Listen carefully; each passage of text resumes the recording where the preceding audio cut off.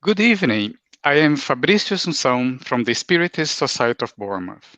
I warmly welcome you to tonight's event brought to you by the Spiritist Society of Bournemouth and our friends at Poole Christian Spiritualist Church.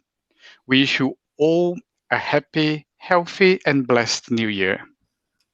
We are very pleased to have our guest speaker, Dr. Humberto Schubiter, join us online tonight from Brazil.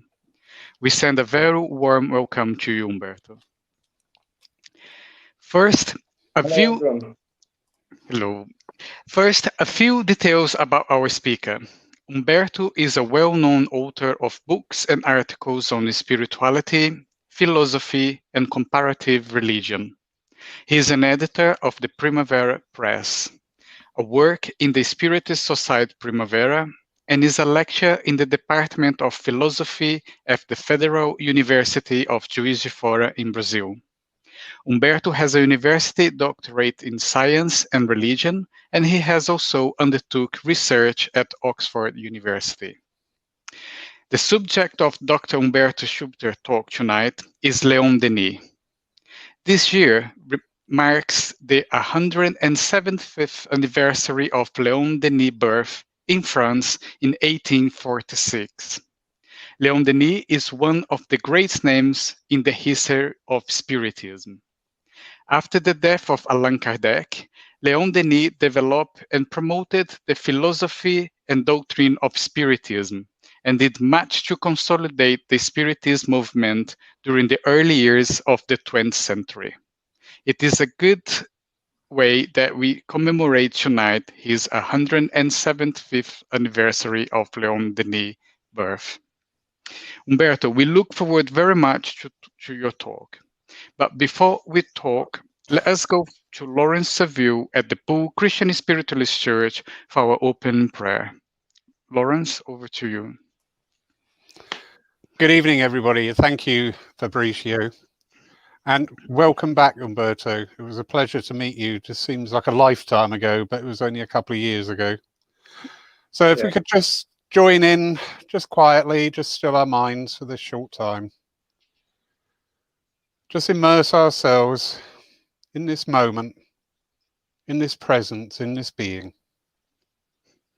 Divine and infinite spirit, as we step into a new year, help us to remember that we are all here on this journey to experience all the challenges that life has for us and to deal with those challenges by reaching deeper within ourselves, to deal with everything justly and fairly, and to remember that one truth: we live but one life. Through various incarnations, both here and beyond the veil, that one life thread is unbroken and continuous. So in that knowledge and that understanding, help us to understand that this reflection of that same life thread is so important, with many opportunities to assist, to heal, to uplift, to send out love, and to be true to the principles and practices that we are taught by higher masters. Amen. Amen. Thank you very much, Lawrence. So it's now my pleasure to hand it over to Humberto Schubiter for his talks entitled Leon Denis, Philosophy of Immortality. Over to you, Humberto. Hello, my friends. It is my privilege to share this moment with you and to talk about the luminous thought of Leon Denis. I prepared the presentation to make my ideas more rational and understandable, and to avoid the worst side effects of lack of language skill. Well, the first thing I would like to emphasize in my talk today is that we are culturally biased to believe that the idea of immortality is a religious idea, or specifically a religious belief. This leads to the problem that we cannot handle the concept without automatic and natural references in our mind to religion, religious doctrines, and creeds. Actually, quite many philosophers worked with the idea of immortality from a purely rational scientific perspective. And as far in the past as the time of Plato, Socrates, and even before them, we also know that for many cultures, the traditional spiritual wisdom was not directly associated with a religion. Many spiritual masters believed to be thinkers or people who were somehow in the pursuit of truth and in the pursuit of a spiritual dimension of life, not exactly as prophets, saints, or religious revealers. Well, considering that, I will start the presentation emphasizing this philosophical character of the question of the immortality of the soul, or survival of our conscience and personality after bodily death. Some advantage of philosophical approach to the idea of survival of consciousness. One very obvious advantage is that religious doctrines and creeds depend on particular adherence to this or that faith. Philosophical arguments and empirical evidence, on the other hand, are universally valid independently of particular faiths. This is very important, because if we want to say that something is a reality, that it is true, nowadays in the modern world, it is easier to address the subject from a universal, rational, scientific, or philosophical perspective, rather from a culturally biased religious revelation. And we are here as a scientist of religion. We are presuming that every religion, no matter how much of spiritual revelation it could contain, is also a product of culture, a product of finite human minds.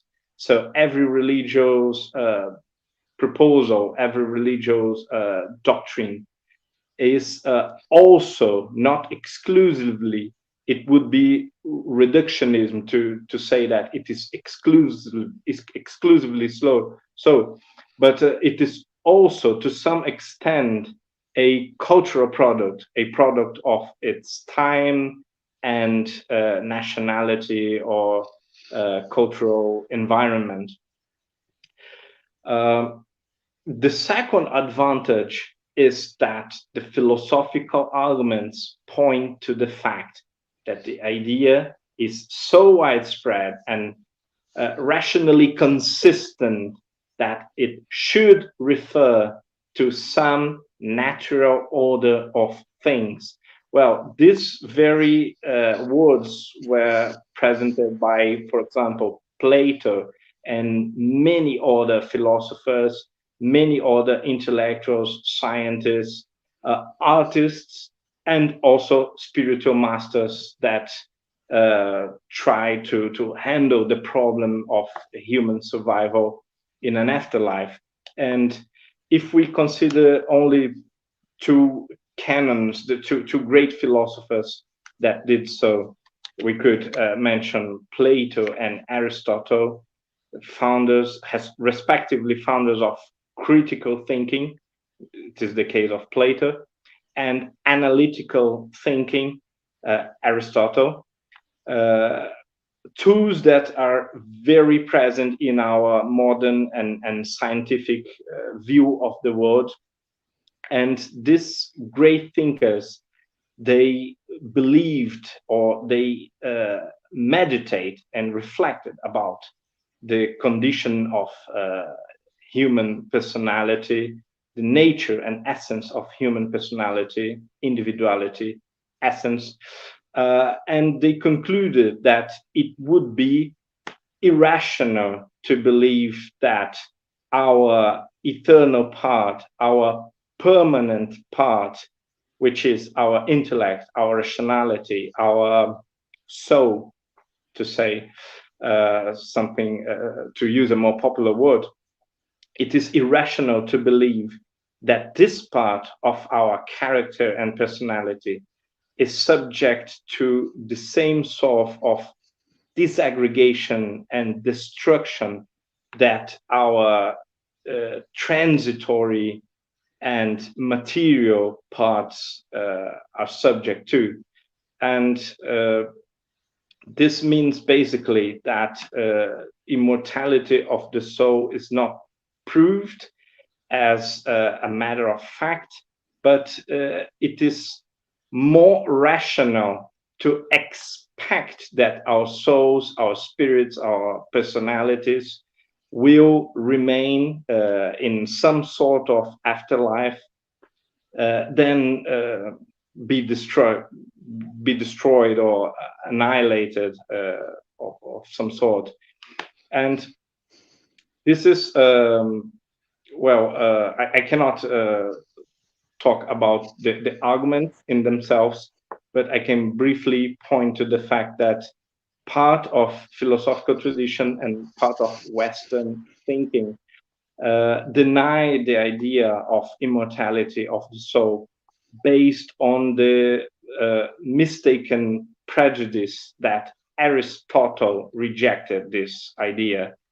And since Aristotle is considered by many a more keen and sharp intellect than Plato himself, many people believe that Plato was also biased by religious tendencies and prejudices, maybe superstitions even. And Aristotle, the real scientist, so to say, would have proved the idea false. But the fact is that Aristotle was actually only much more discreet than Plato. And he spoke about the immortality of the soul in a very indirect way. From the ethical perspective, he said, well, there is a part of our character that is really not subject to change. We have a sort of intellectual character or higher part of our soul or our spirit that can possibly remain, and we could actually expect to remain after bodily death. And in his cosmology, in his ideas about the structure of nature, he also stressed that most probably we could identify in nature the necessity of a supreme intelligence or an underlying intelligence that would be responsible for the natural order. And our intellectual part, or the higher part of our soul, would be in harmony with this supreme intelligence. So the second, or the main and most important philosopher beside Plato, was also favorable to the idea of the immortality of the soul. Well, the modern spiritualism and the English-speaking world are quite related, jumping from Plato and Aristotle to modern days.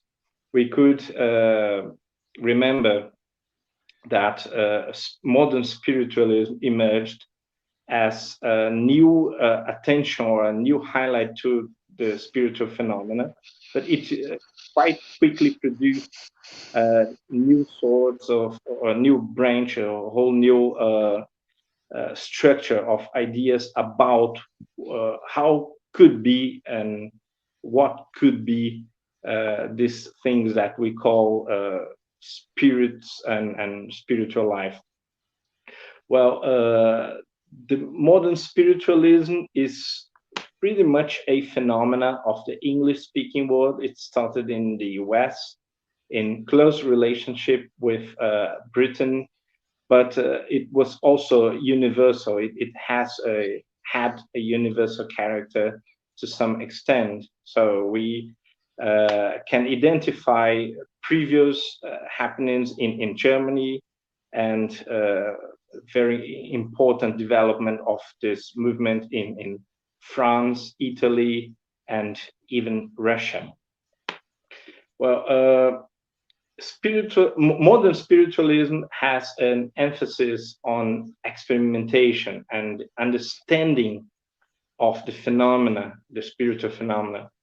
Modern in other environments, belief in the survival of consciousness to bodily death is very explicit in the British culture since ever, since mythologies and folklore. We can spot open references to it in Hamlet, as in the work of Tolkien or in the work of C.S. Lewis.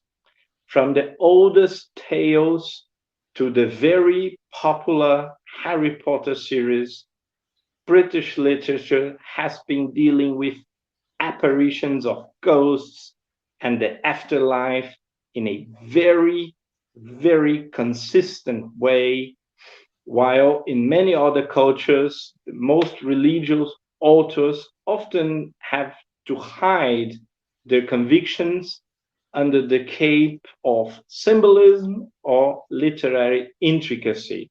So they basically hide these convictions about the immortality of the soul so well that many readers cannot spot them, cannot realize they had these convictions, these beliefs. Well, modern spiritualism then only gave occasion to the manifestation of this old disposition of the English-speaking cultures and gave direction to the natural curiosity in the form of scientific research. Well, we could name a great number of people related to this modern spiritualist research, or the psychic research, as it was called in England, metapsychic in France, or spiritism in continental Europe. But we made a shorter list with some very heavy intellectual names. Both in the new and the old worlds, the phenomena that led to a cultural passion for ghost stories was now a subject in the hands of the greatest minds, such as William Crookes, one of the greatest greatest physicists of the 19th century,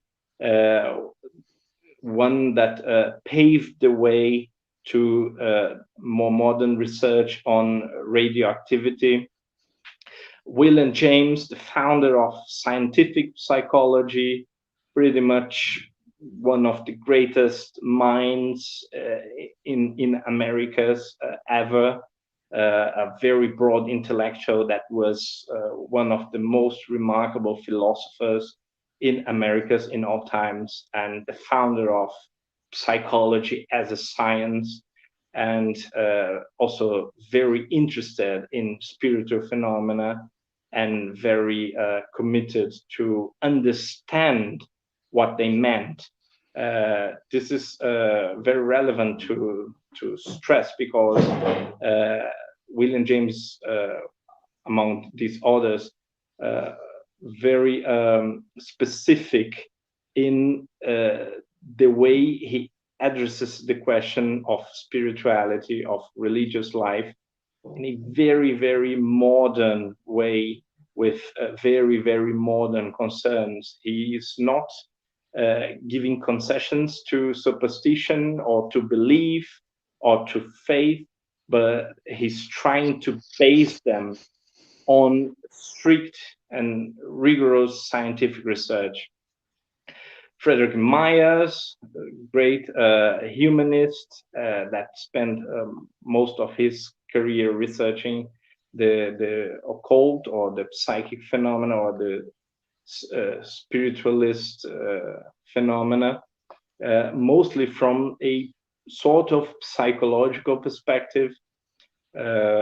Henry Sidgwick, very important Cambridge philosopher, and Darwin's co-worker or Darwin's contemporary, Alfred Russel Wallace.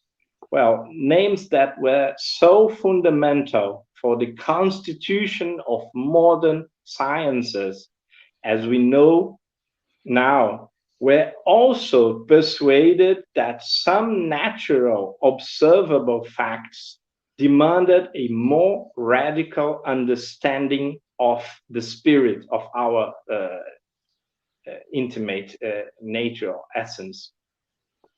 It was Allan Kardec from France, however, that brought modern spiritualism to a methodical, philosophical form. It is impossible to talk about Leon Denis and Leon Denis' contribution also without mentioning his great master and inspiration, Allan Kardec, who Denis tried to emulate in theory, posture, and behavior.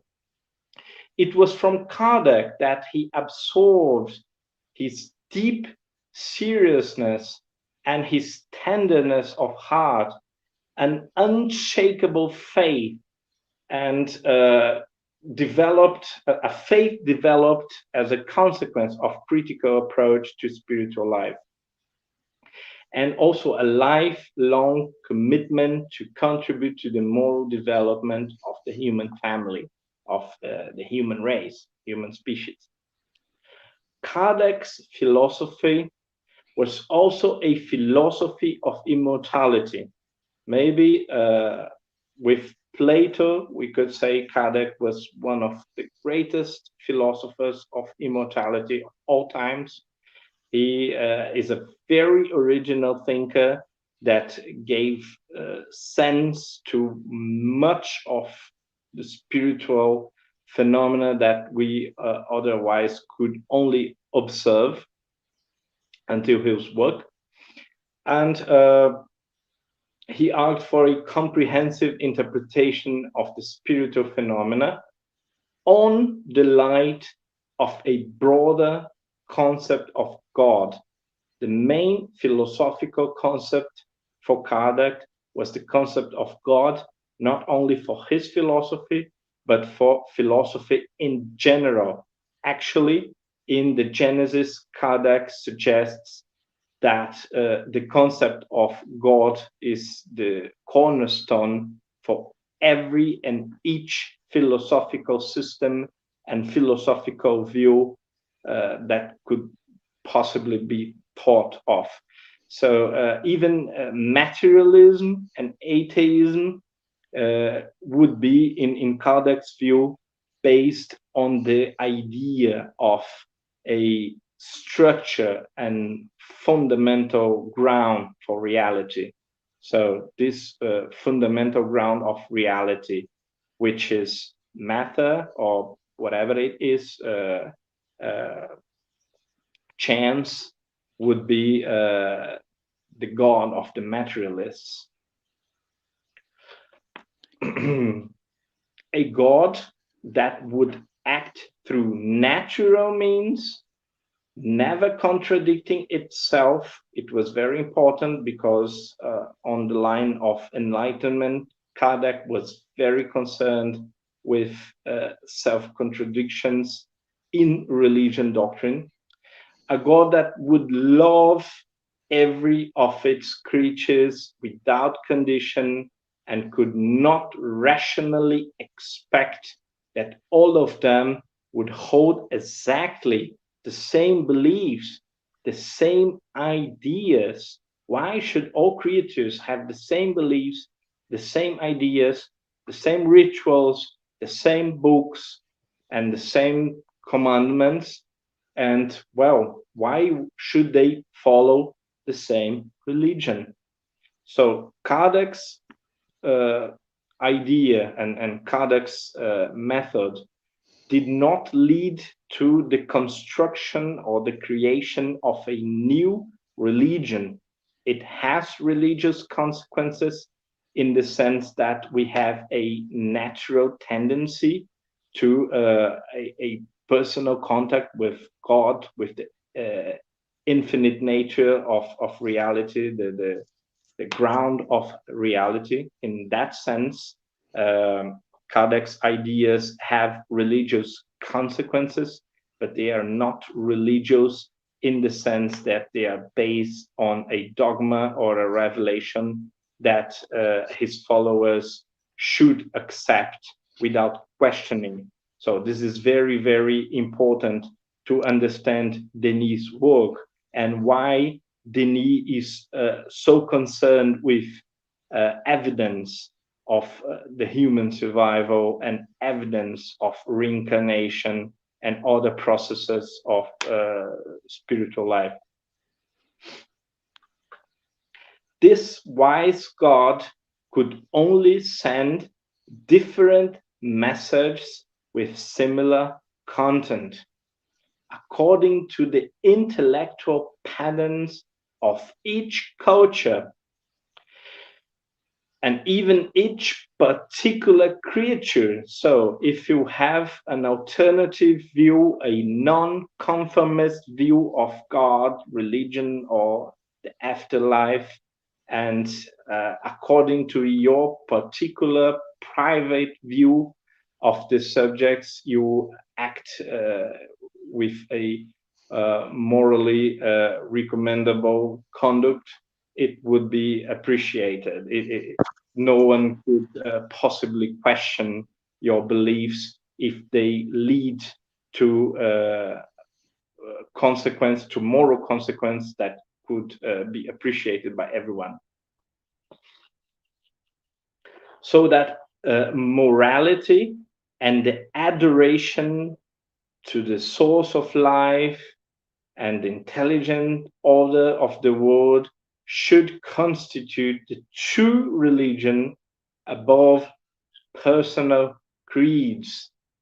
True religion, therefore, would be a rational religion, a natural, universal, non-cultural, or at least should try to be a non-cultural religion or cult, and unrelated to particular expressions of faith, doctrines, dogmas, and personal revelations. Having such a model, what could Denis possibly think? Well, Leon Denis started his work as a philosopher devoted to the arguments and evidence for the immortality of the soul and its consequences to our view of the world. So Leon Denis' main concern was to prove Kardec right and to show that recent scientific research on psychic phenomena, metapsychic, and modern spiritualism, even theosophy, and all developments of modern spiritualism in the turn to the 20th century led to the conclusion that Kardec's work was quite consistent or played in favor of Kardec's work.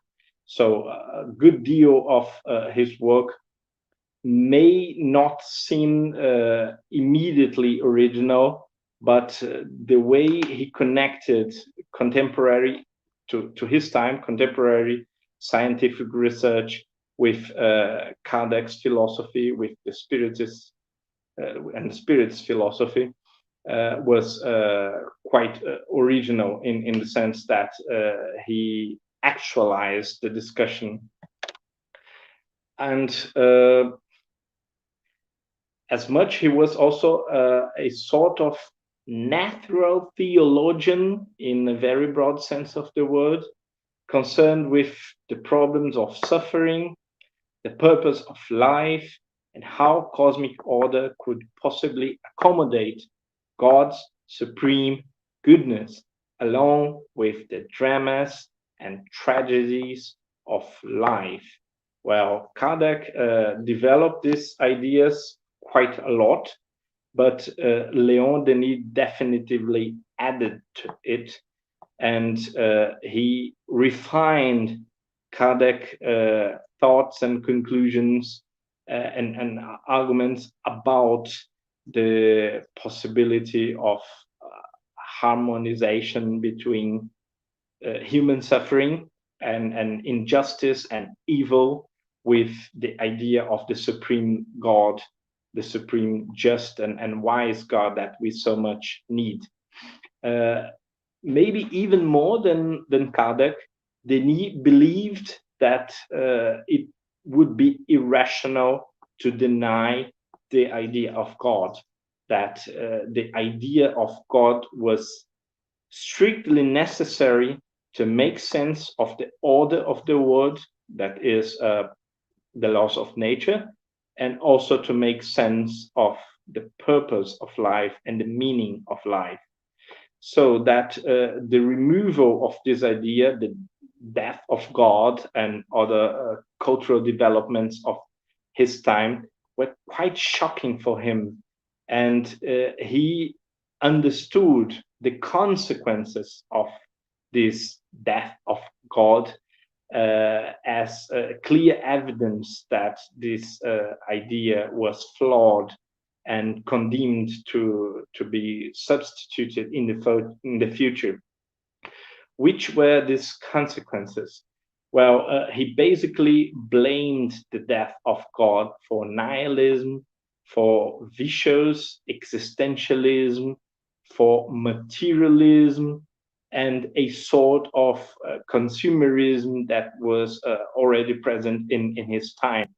And he envisioned all these very new vices as outcomes and consequences of the supposed death of God. So pretty similar to William James, who was a pragmatist that said, well, we cannot prove that God does exist, but we can say that one lives better if he or she believes that God does exist. Pretty much like that.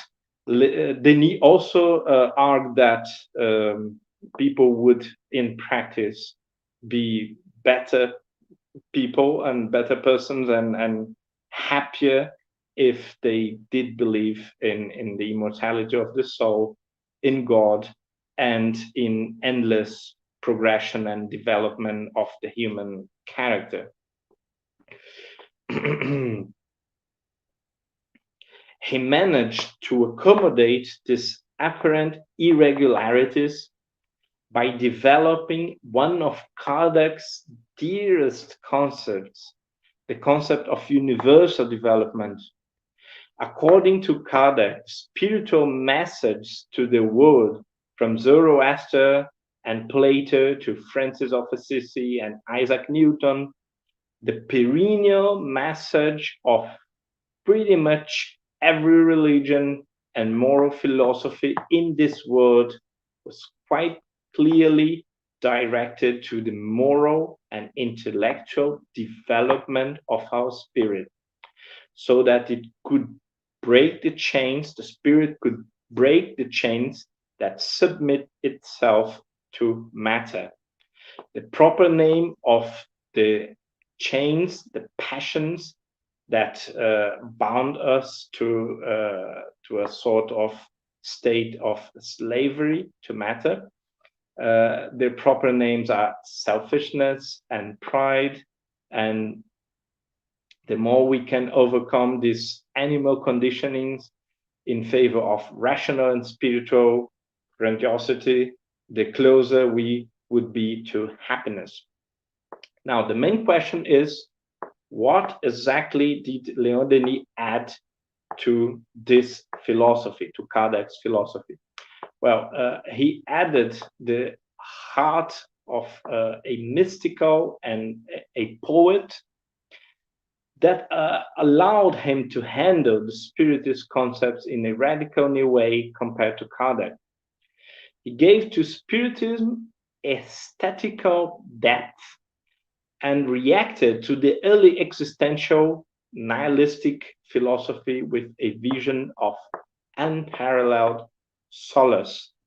And he did that emphasizing the idea of reincarnation as the only, in his words, the only means to rationally explain how suffering, how injustice, how the separation of classes and the divisions of people in many ways, in cultural ways, in terms of different talents, different dispositions to good and evil, how these divisions could be explained and harmonize and accommodate to the idea, the very important idea of a supreme, intelligent, wise, just, and good God. Through this idea, through the idea of reincarnation, one could see life as a chapter of the book instead of the whole story, instead of the resume of a story enclosed in itself.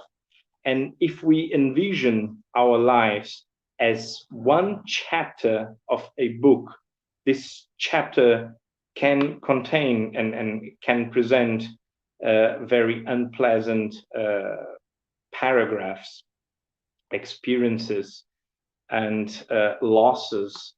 And even though it can be in the long run justified by the previous and the consequent chapters, if we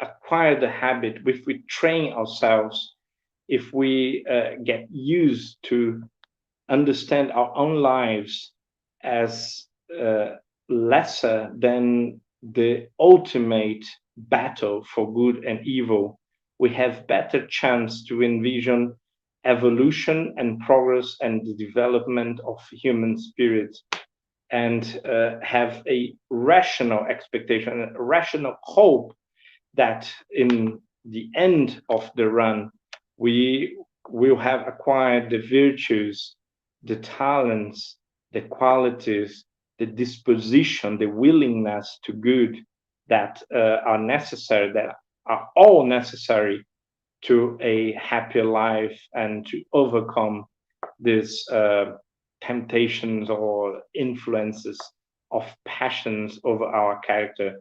Well, I will end more or less here. This was my short and humble presentation of Leon Denis' philosophy. I really hope it was at least understandable. And I would strongly recommend you to read Denis' works, because maybe more than a competent philosopher, he's quite a master genius of literary presentation of these ideas. And although he does not write exactly romance or literary works, the literary quality, the poetic quality of his work, even the rhetoric quality of his work is quite charming, is quite enchanting. And you can be enthralled by all the richness and the exuberance of his constructions, style, and vocabulary. So I really strongly recommend that you have contact with Leon Denis' books, because they present these ideas in a very attractive way that is also a sort of um, solace for the spirit. Wow. Absolutely wonderful. Thank you, Umberto. That was brilliant. And I know there's a lot of wonderful comments coming in at the side. All in agreement. Absolutely excellent. Do you know what? This may sound a little bit material, but it does work. You know when somebody is talking and holding people, because I see the viewing figures, and when they stay constant, you know that people are like, oh yeah, I'm engrossed in this. I'm not just flitting, what's on the other side. So you held your own. It was really good.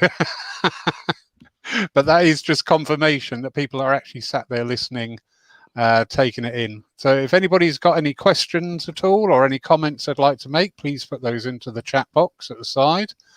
We will bring those up. Fabricio, over to you, sir. I was actually just going to read some of the comments in there. It's popping up loads of really good comments in there, Umberto. You definitely got the public there on your side. So we have a comment here from June, say, brilliant, Umberto. That was a wonderful explanation of the Spiritist movement and human condition. Well done. Wow, indeed, absolute fascinating. Excellent talk. Wonderful, thank you.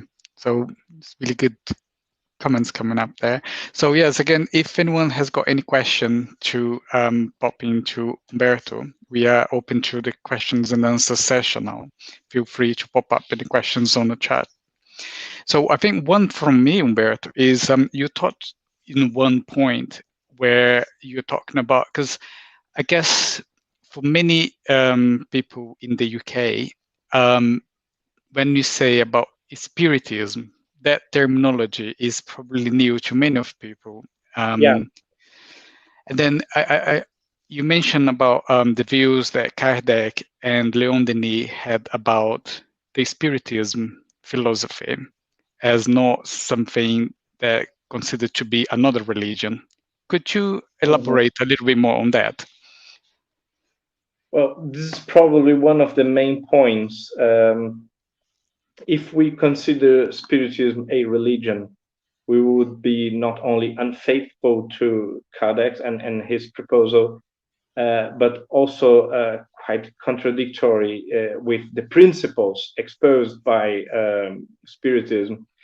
This because one of the main principles is one of the main tenets of Spiritism is that we should never accept any idea and any belief for granted, even the dearest principles of Spiritism or for Spiritism, like the principle of reincarnation, the principle of immortality, the idea of communication with the deceased, the idea that we are always in development to a higher state of consciousness, the idea that we have a moral order of the world, the idea of God itself, they can be questioned.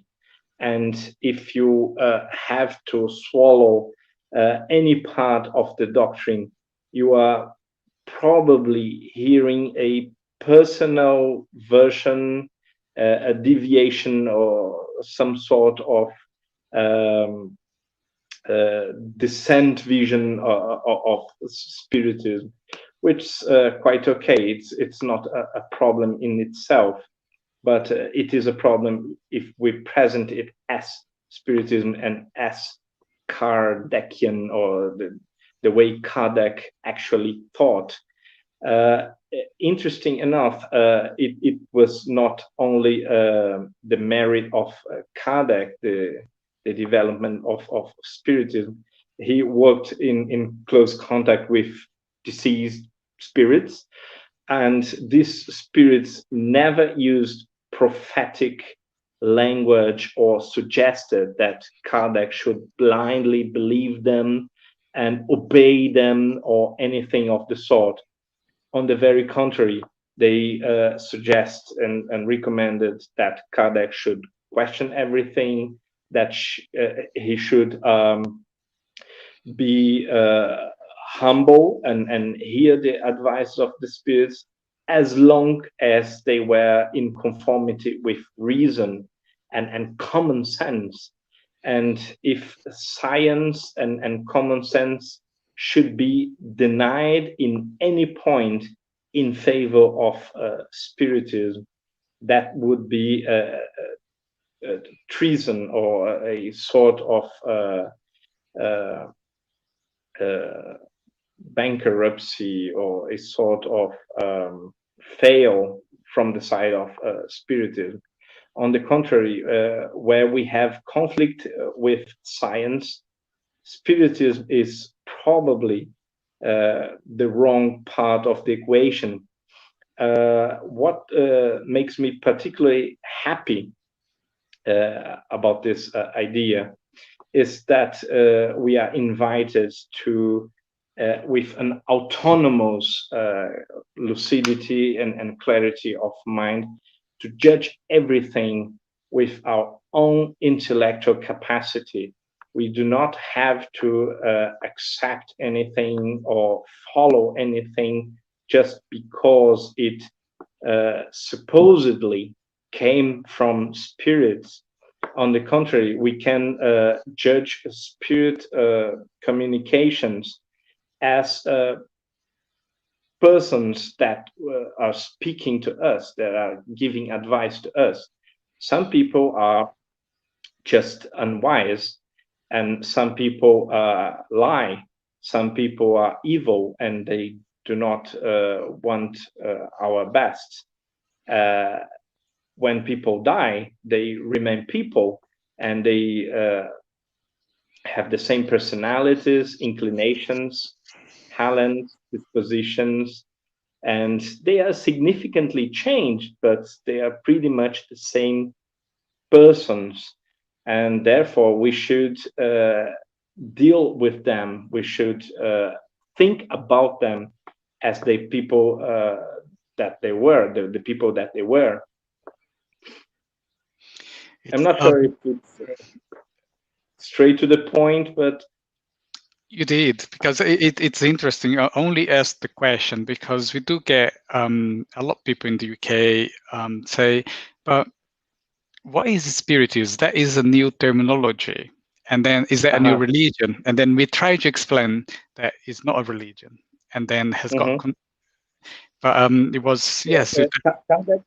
Kardec said that he wanted a new name to make a distinction between the broader spiritualist movement, because we had many spiritualist perspectives inside modern spiritualism at the time.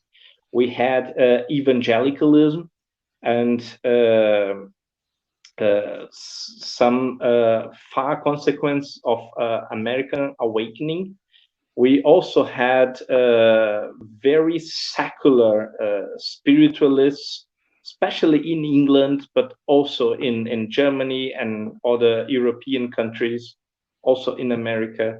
We had, as I mentioned, theosophy in the time of Denis, and the occult, and many sorts of Catholic or evangelical spiritualism in the time of Kardec, in the beginning of the 19th century. So Kardec did not want to add to this pile of spiritualism. He wanted to make a methodology and a sort of system that could present a coherent approach to the subject, to spiritual phenomena, to mediumship, basically, but also other sorts of psychic phenomena. I'm sorry. And therefore, he wanted to coin a new name, but he also stresses that spiritualism is the father of spiritism. All spiritists are spiritualists. So it is a branch, it is a section that tries to specify a possible philosophy from the greater spiritualist movement. It's not in any point in contradiction. There is a question from Bob. Just before I ask you the question, I'm just going to say, because we know when the Kardec was writing the Spirit's book, all the writing on the Spirit book was dictated by the Spirit, and that was the work that Kardec done in conjunction with the Spirit. Now, linked up with the question from Bob, he says, did Denis put forward his philosophy mostly as his own rationale, or instead as the revelation to him from the spiritual world? Well, Kardec especially had a quite new understanding of the word revelation. In the Genesis, his last book, he make a distinction between scientific revelation or natural revelation and the supposed supernatural revelation. Well, normal revelation or scientific revelation was the act of revealing the laws of nature through scientific research. Religious revelation, or the supposed supernatural revelation, which was not supernatural for Kardec, he believed that it was as natural as our experience with the material world. It was only invisible and intelligent, but otherwise as natural as the material world. Well, this sort of revelation, the revelation of Jesus Christ, the revelation of Muhammad, the revelation of Buddha, and other sorts of direct revelation from the part of the spirits should be equated with the natural revelation or the scientific revelation. Pretty much what Enlightenment philosophers thought about the same subject when they tried to develop a rational theology or a natural theology. Many philosophers in the 18th century developed this idea of a investigation of nature on one hand, and the revelation from the outside, from the other side of reality on the other hand. And since John Locke, for example, the main idea behind this double source of revelation was the idea that God could never contradict itself. I like to use the word itself instead of himself. I'm not sure if it sounds nice in English, but God could not fall in contradiction. It should be at least more intelligent than us, and therefore natural revelation or revelation through human effort and through the work of science, art, philosophy, civilization should mirror more or less what the spiritual or religious revelation is unveiling to us. And many of these philosophers, like John Locke, even Isaac Newton, not exactly a philosopher, but he thought about the subject, Leibniz, Lessing, and Wolff, Kant, even Kant, many of these philosophers believed that this sort of dual evolution was proved by history. If we analyze history, we should be able to spot the parallelism of these patterns. Sometimes we advance or we make more progress in our work, through our work, and sometimes we are pretty stubborn and we need help from outside, and that's when God sent us some older brothers as teachers. This was an idea very present in Lessing's work, the education of human race.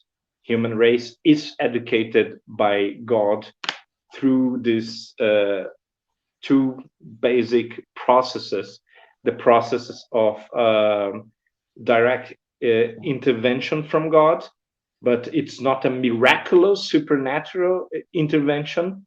It's just a person, an older spirit that is born with talents and faculties and capacities that we nowadays lack, that we now lack, or God just gave us the faculty of thinking, the capacity of willful effort, and through our work we can push evolution forward faster. I have got another question that comes from Joanne. She says, this might be a naive question, since I'm new to spiritualism. I love it.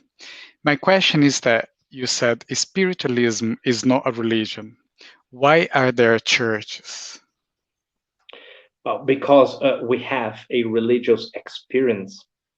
It is not a religion in the sense of a doctrine and a creed that tells us how we should behave, what we can or cannot do, what we are or are not allowed to do. But there is great profit in gathering in together to share the spiritual experience. And there will be never, I believe, I suppose there will be never a moment in our future history when we will stop doing that. I'm not sure if it's an exhaustive answer, but I would point to the fact that even science now, social scientists have been revealing the connection between shared worship and shared spiritual experience, shared religious experience, and mental health, physical health, and the general state of existential well-being. We are social creatures. We are I'm philosophizing now, but we could say that we are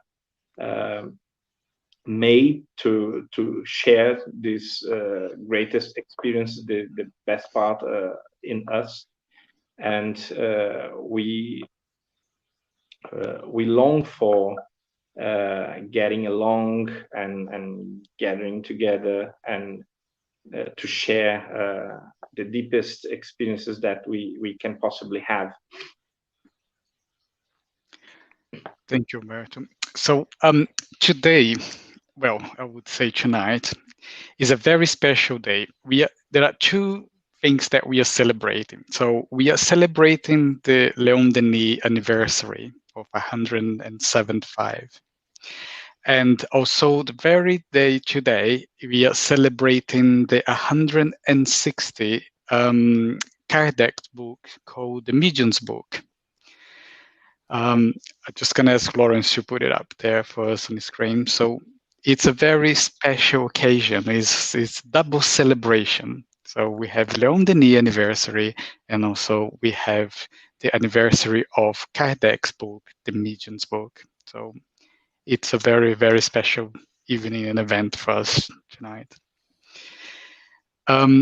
So we have a few more questions coming up on Facebook, and then I think I will take one more question, and then I will hand it back to you, Bert, for any final consideration, and then I will hand it over to Lawrence for the closing prayer. Our friend Sue say, you said it's not religion. What do you mean by worship, and who are you worshipping? Well, we call it God because it's culturally easier to relate to the concept, but it's certainly not a God that would have the flaws and the limitations that any particular religion could possibly relate to it. You could also call the intelligence of the universe, the creator, the source of life, Buddhic nature, or whatever idea that stresses the spiritual, free intelligence, just and good source of reality or ground of reality. The philosopher Schelling said very cleverly, I think, that God is the ground of being and the father of being. It is not the father of things, but the father of being. That means existence is a manifestation or an expression of this source. And again, we are used to call it God. Some people may not identify it as the best definition, but it is not a big problem. What we mean is more profound and even impossible to label or to conceptualize properly. But we have a cultural problem with this concept when we talk about immortality of the soul, about an afterlife, about God, about the purpose of life, and about good and evil, and about religious experiences and the adoration of this supreme source of being.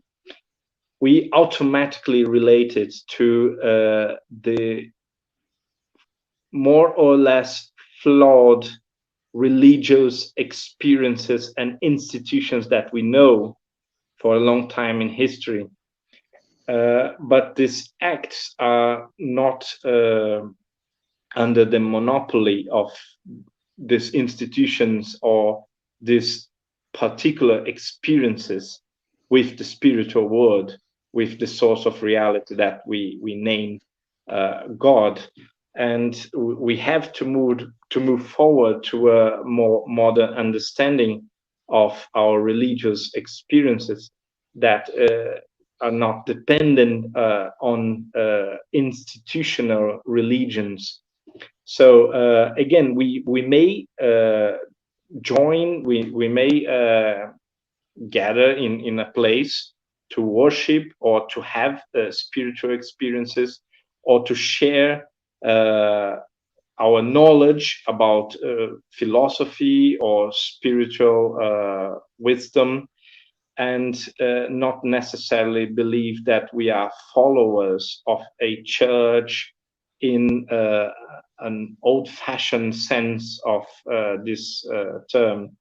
I'm not sure if I made myself clear, but I think it's a great subject. We have to talk more about that because we are in the middle of the process of changing our mentality. And in the future, we can imagine that we have a condition where people will have religious experiences, mystical experiences, spiritual experiences, and a spiritual understanding of life because they are enlightened and because they develop themselves as conscious beings, and not because they are related to a tradition that allows or tells them how they should have these experiences. Excellent. Thank you very much, Humberto. So for those that is listening to us and asking you questions, I post on the chat a website that is www.bus.org.uk. It's www.buss.org.uk.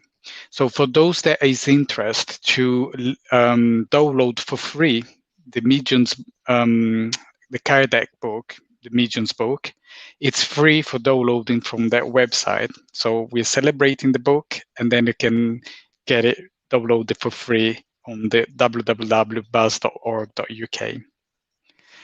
So is there any closing remarks before we can go to the closing prayer, Bert? I would only like to say that I'm very glad and even flattered to receive your encouragement, your kind words and compliments, because as you probably realized, I was very anxious in this presentation and slightly insecure about my capacity of presenting you something with some sense.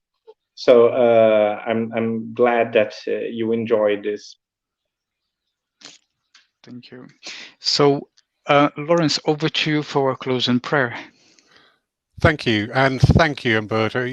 If you were nervous, it did not come across. It was wonderful. Thank you. So once more, dear friends, just join in to that stillness within, that peace, that balance, that harmony. And give thanks for all the things that we do have. For each of us are enduring restrictions, constraints, and denials and pleasures of meeting loved ones, friends, and family. But we're all blessed with that knowledge, that understanding, that all things are transient. All things on the physical plane are but a brief glimpse in the bright light of eternity. And even though we may be thousands of miles apart from each other this night, we're all united under the same sky, with the same thoughts, the same feelings, the same needs and the same love. And through nights like this, we are learning, growing and evolving, challenging the old and sowing the seeds of the new. So we give a blessing on all those dear ones throughout this year who will dedicate their time, their knowledge, their resources and their energy to assist us in that growth of spiritual development. Amen. Thank you, Lawrence. So our next meeting will be on the 29th of January. We're going to start a new series of the psychological series by the Spirit Joanna de Angelis. And our next guest speaker is Dr. Gelson. He will be talking in Portuguese, but will be simultaneously translated by Ana Sinclair. There is going to be many series of the psychological series of Joanna de Angelis. And I look forward to see you all. thank you very much for everyone that has been watching us and be with us. I just want to read a few comments that is popping up here from our dear friends on Facebook.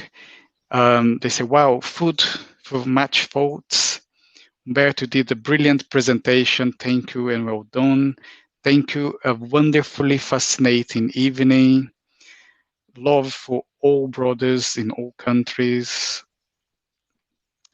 So it's really good comments coming up there. So I would say good night to everyone on Facebook, to our friends, to our members from the Spiritist Society of Bournemouth, our friends from the Pool Christian Spiritualist Church. My gratitude to you, Umberto and Lawrence, for being here with us tonight. Thank you very much. Equally. Good night, everybody.